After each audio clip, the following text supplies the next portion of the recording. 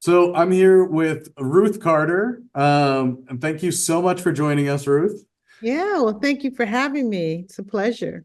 And so you grew up here in Massachusetts, here in Springfield, right?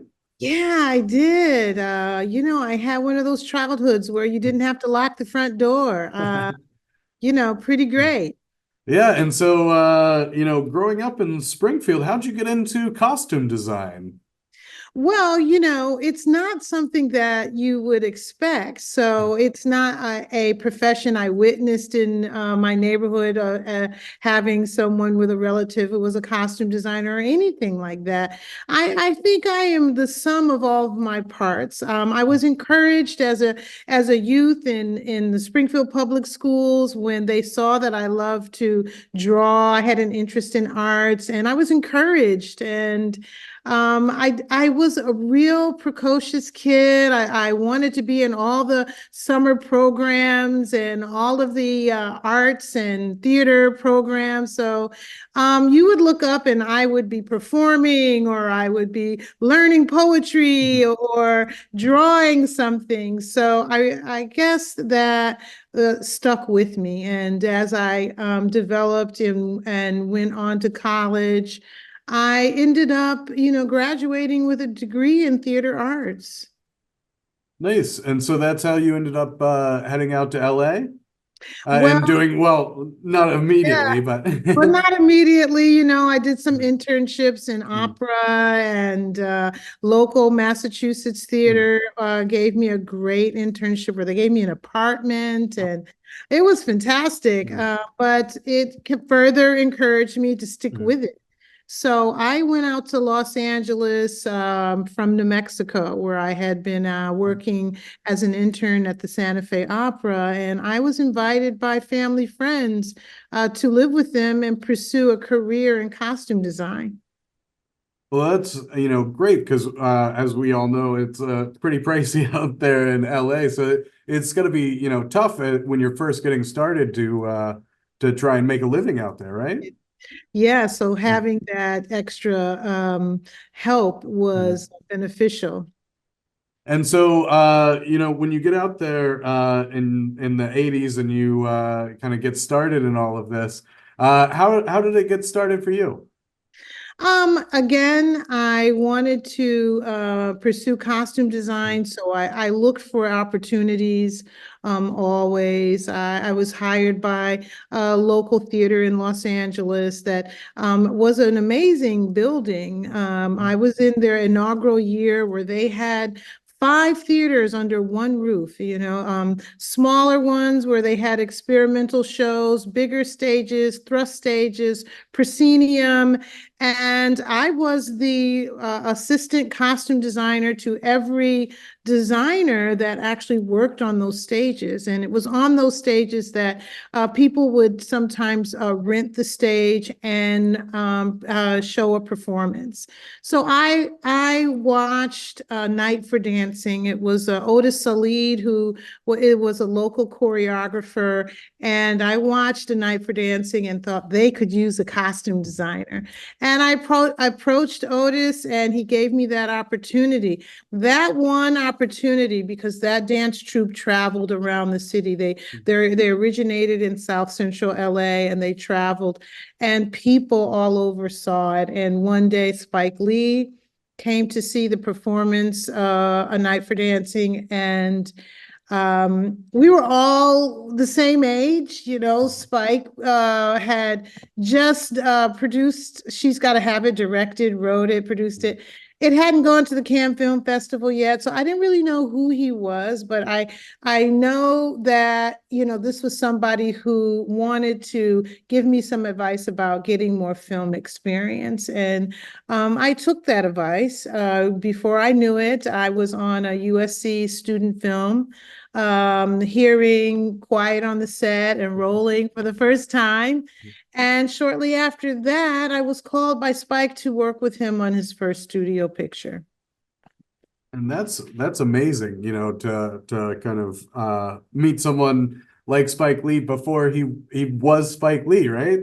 Yeah, that's how it works. That's why I always tell people, Mm, network while you are young, because this is the future of mm. filmmaking within this group that you're surrounded by. Breaking into the movie industry as, a black woman in the 80s must have come with its own set of challenges, right? Sure. So what obstacles did you kind of face early in your career?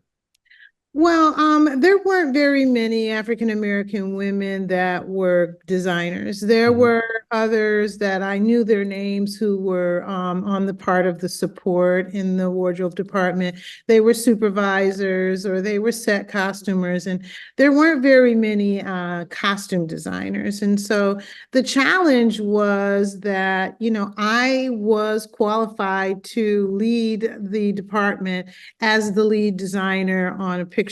I was lucky that I did have Spike Lee in my corner, who did a movie every year.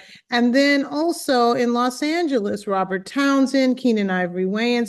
So there was no convincing them that I mhm, was the lead designer. But when I did receive an Oscar nomination for Malcolm X, Hollywood began to take notice, and I was being interviewed. I was in the room on other projects. So I did the pilot for Seinfeld. I did a movie called Ty Cobb.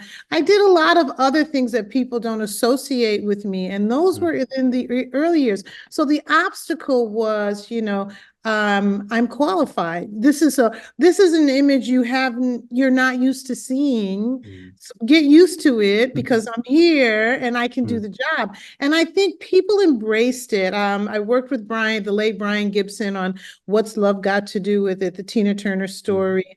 And so I started to work in Hollywood with other directors that, just, wanted to have me be a part of it. But, to, be in an environment, in a world where they expect you to be the seamstress or the help, right? mhm. Or you walk in the room and they're still waiting for the designer to walk in. Those are kind of some of the challenges, if you Mhm, would. And I never really like pushed my way in. I was always very, humble or nonchalant about, well, you can still sit here and wait, but I'm going to open this portfolio of ideas for this project. And then you will quickly learn that you're in front of the designer. mhm. I didn't necessarily have to get too aggressive or anything. Yeah, absolutely. And so you mentioned, getting nominated the first time. And so you've been nominated multiple times, and won twice. So Yeah. what was that moment like to especially your first time? What was that like to win an Oscar? Well, the first nomination was, Mm, I was the first African American woman or African American mm, period to be nominated. And, a part of me felt like, wow, here it was, I think that was 93. Here mm, we are in 1993, and we're still experiencing firsts in our African, like it just mm, felt like, well, it's about time. I'm the first to be recognized, but I'm yeah. certainly not the first in my field to do excellent work. And then a few years from there, maybe 10, I got Mm, nominated again for Amistad. Oh, that was like 97, so not quite 10 years. And it took a long time for Black Panther to actually be an opportunity. I mean, as I've been in this industry for 30 years, I know that like nominations just don't, you don't do a film and get a nomination, do a film Right. and get a nomination, so there's some years in Mm, between there. And it was about 20 years, I guess, or 10 years, 2019 that I won for Black Panther. And I was really proud to have won for that film because mm, it was so groundbreaking, and it just, took the world by storm. Everyone seemed to embrace it. And the win was actually the way that it was received mm, by young and old, men and women, Marvel fans, and outside of that, children even.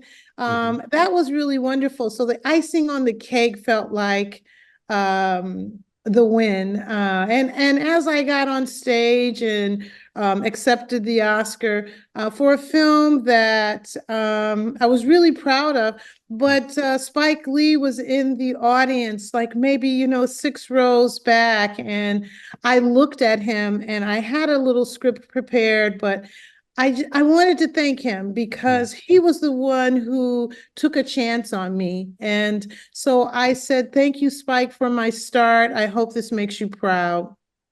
And he leaped out of his chair. Well, I'm sure you made him so proud, and I'm sure he saw it immediately when you started as well.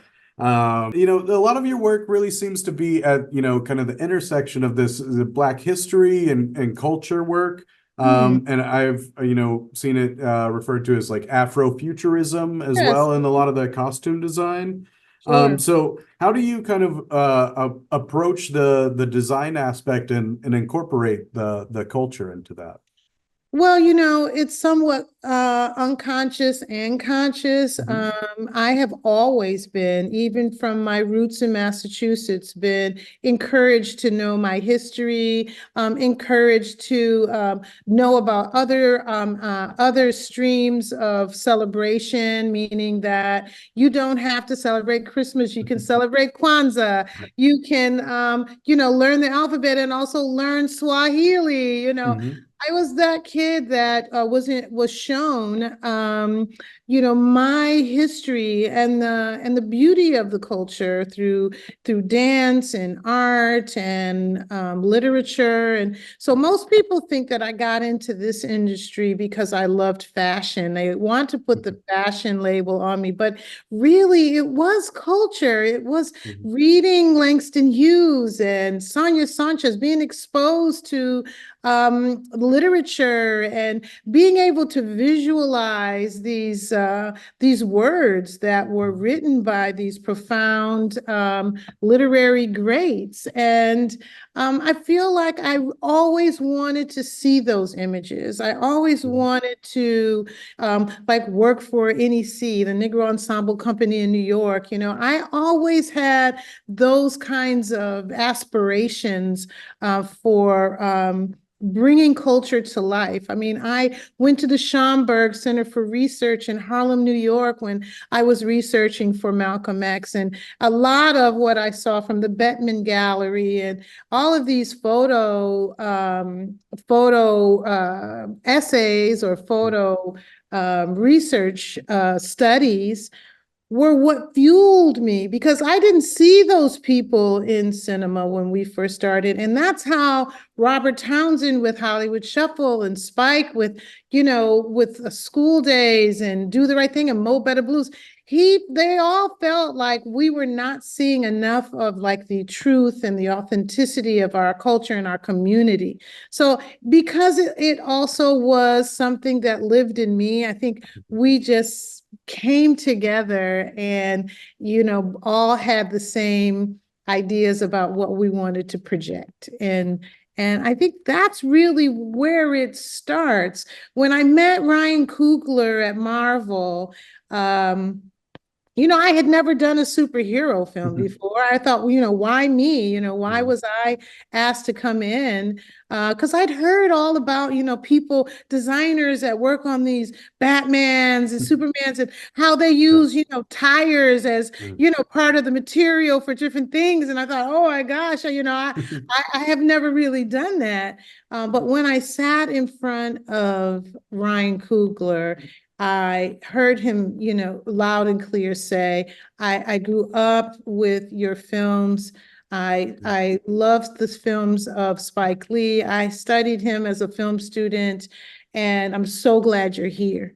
So then I realized like I have something to offer him. I have something to offer this young filmmaker with a vision for this movie called Black Panther, which I had to bone up on. I didn't really know, much about the Wakanda of it all. So when I got that kind of affirmation from Mm, Ryan Coogler that, I know you know how to build worlds. And this is a project where you're going to be building a world. I felt, much more confident. And pretty much that's, I think, what I'm here to do, mm. bring the culture, bring it on. Yeah, and I think you did such a great job with Black Panther, where it really feels like it is part of our world, right? Thank you. Oftentimes with these superhero movies, you kind of feel like, no, that could never, that's not Earth, like Yeah, that's just right. too far out there. But I Yeah, think you or did, Afrofuture, you mm, think Parliament Funkadelic, or yeah. think, Patti Mm, LaBelle, a la mm, 1980. But actually, really, it is just the immersion of culture and technology mm, together, and envisioning this place like Wakanda that was uncolonized. And mhm. what would that look like? It doesn't have to be so unattainable in outer space. It could actually feel like a real place you could go to, but you can't. Right. But I think that's the whole job of, storyteller and costume designers and set designers and everything is making, the everything be able to tell this story and make it feel real Yeah. and allow people to connect to it. Yes, that's really the Mm, wonderful magic of filmmaking and storytelling. mm. Yeah. So with all of your accomplishments, what drives you to keep pushing boundaries and you know, uh, you know, changing the world with all your costume design? Well, when you love what you Mm, do, not one day feels like work. I know you've mhm, heard that before, mm, but it's true. mm, And I love a great challenge. It's funny, it doesn't matter how much time you have in the industry, you still feel like you have so much to learn, that there are other frontiers that you could actually explore. And sometimes, you don't feel like you completely like got something right. So you're looking for another opportunity to try mm, that technique again. And or even like with 3D printing, we did a lot of 3D printing in the Black Panther series. mm, But so you want to do more of it, you really want to challenge the technology and see where has it grown? Where has it mm. how has it flourished, and go back down that avenue and see what new things you can come up with. Yeah, absolutely. Stop putting people in those green suits and actually make some real costumes for them, Yeah, right? exactly. I have never done a green suit. Well, you're lucky. It sounds like Yeah. that's all the superhero movies now. Yes, yes, exactly. Well, your upcoming event on Martha's Vineyard is going to celebrate your incredible journey through costume design and the arts. So, how does it feel to be honored in such a way? Wow. It feels like I still need to pinch myself because I have always admired a lot of the people and organizations that, are honoring me. And it's wonderful to be able to give back in this way that people feel it's important, and it's made a contribution. And so I embrace it. And I hope that through our great conversation that we'll have at the event, that I can further inspire others. Absolutely. And, speaking of those organizations, you're a board member of the Boston Arts Academy Foundation. I am. And so you've, put your own commitment out there to these, students of the future, right? Yeah. So how do you see the role of arts education evolving to meet these future needs that you've talked about? Well, we really do need to embrace the importance of the arts in education. And if I am a testament to, that fact, then, I feel it's important for me to stand out front and say, there is the possibility of a career in the arts, and it is a viable source for our children to study and to learn and to become artists. And so many children are passionate about it, and they want to follow that dream. And I encourage it. Absolutely. So, given your experience, in all these different industries from theater to television and film and, all of the things in between, what advice would you give to, young Black women who are aspiring to enter this industry, whether it's creative design or other roles? Yes, well, you really do have to have some stick to it. There's so many distractions out there. Your phone is a distraction, Twitter or Instagram and Mhm. Facebook, and there's so Mhm. many distractions. And, the more work that you do towards your chosen passion or your chosen field, the better you're going to be at it. But there's so much time that's wasted on just looking into space, Mhm. you there life can be so much more interesting if you study an artist, if you find a mentor that doesn't necessarily have to be in front of you in the flesh.